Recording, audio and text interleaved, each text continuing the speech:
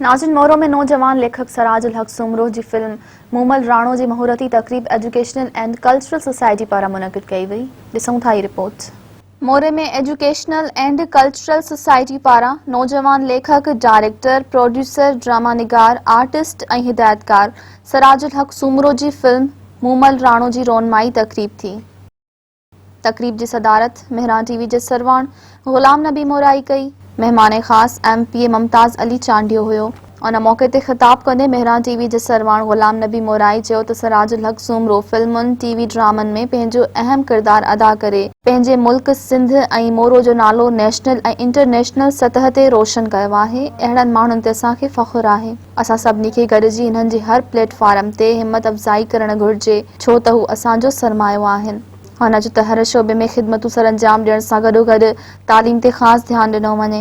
तालीम जे ज़रिए सभु कुझु करे सघूं था, दुनिया जे हर शोबे में पंहिंजो पाण खे मञराए सघूं था। गुलाम नबी मुराई चयो त मां इन्हनि उस्तादनि खे ख़राज तहसीन पेश कयां थो जिन असांखे पढ़ाए बहितर तालीम ॾेई आला मुक़ाम ते पहुचायो। सिंध ऐं तालीम जी बहितरी भलाई लाइ अॼु असांखे अहिड़नि उस्तादनि जी ज़रूरत आहे। इन्हनि उस्तादनि लाइ हिकु वॾो प्रोग्राम मुनक़िद कराए इन्हनि जी तालीमी ख़िदमतुनि ते ॻाल्हायो वेंदो, इन्हनि खे मञता ॾिनी वेंदी। खराज तहसीन पेश टू कया मां खैन जो हुते अची मोरे में उन जी ओपनिंग कया मूमल राणे ड्रामे जी। असांखे हिकिड़ो उस्ताद अहिड़ो नज़र कोन आहे जेको कमिटमेंट वारो न हुजे, जंहिंजो शागिर्दनि में इंट्रेस्ट न हुजे। त मां न सिर्फ़ उहे असांजा उस्ताद साईं मोहम्मद छत्तल या साईं अब्दुल करीम मेमण, साईं खुदा बख्शियर, साईं अख्तर मोराई, ये जेके उस्ताद जी टीम हुई, इहो उस्ताद हो उन ज़माने जो जंहिंजे करे मां हिते बीठो आहियां। मुंहिंजो कमु इन में का बि घणी कंट्रीब्यूशन कान्हे, पर उन उस्ताद जी कंट्रीब्यूशन आहे।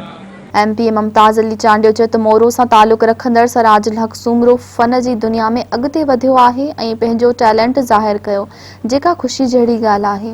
हुन चयो त गुलाम नबी मोराई खे बि सलाम पेश कयां थो, जंहिं मेहरान TV ज़रिए सिंध जे मज़लूम ग़रीब माण्हुनि जे हक़नि जी तर्जुमानी करे रहियो आहे। ख़ासि करे जेको हिन तालीम ते कमु कयो आहे, इहो तारीख़ जो हिकु हिसो बणिजी वियो आहे। अहिड़नि शख़्सियतुनि ते असांखे फ़ख्रु आहे। गुलाम नबी मोराई साहब खे काफ़ी मसरूफ़ियत आहे ऐं सराजुल हक सुमरो साहब जी जेका मनता आहे, जेका नेशनल इंटरनेशनल महिनत करे पंहिंजो पाण खे मनता ॾियारी आहे ऐं हुनखे एप्रिशिएट थो कयां ऐं सैल्यूट थो पेश कयां। उन मौके ते डायरेक्टर ऐं प्रोड्यूसर सराजुल हक सुमरो चयो त अॼु मां बेहद ख़ुशि आहियां जेका मूं फिल्मुनि, ड्रामनि, आर्ट में ख़िदमत कई आहे। मूंखे मोरो मां मञता मिली आहे, मुंहिंजी हिम्मत अफ़ज़ाई थी आहे, मूंखे हौसलो मिलियो आहे। अञा मां वधीक महिनत करे अॻिते वधंदुसि, पंहिंजी मातृभूमि जो मान वधाईंदुसि। मां थैंकफुल आहियां त मूंखे इहा अपॉर्चुनिटी ॾिनी ऐं मूंखे पंहिंजी ज़मीन ते, पंहिंजे ॻोठ में, पंहिंजे घर में, पंहिंजे माण्हुनि सां मुखातिब करण जो मौक़ो ॾिनो।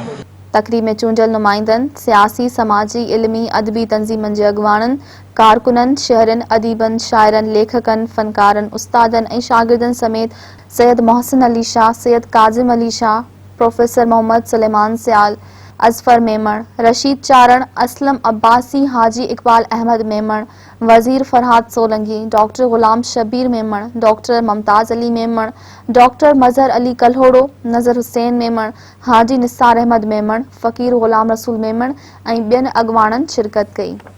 तकरीब में मेहरान TV जे सरवाण गुलाम नबी मोराई खे ख़िदमतुनि जी मञता तौरु शील्ड ॾिनी वई, जॾहिं त सराजुल हक सुमरो, MPA मुमताज़ अली चांडियो ऐं सैयद शबीर अली शाह खे पिणु मञता शील्डूं ॾिनियूं वयूं ऐं आयल महिमाननि खे अजरक पाराया विया।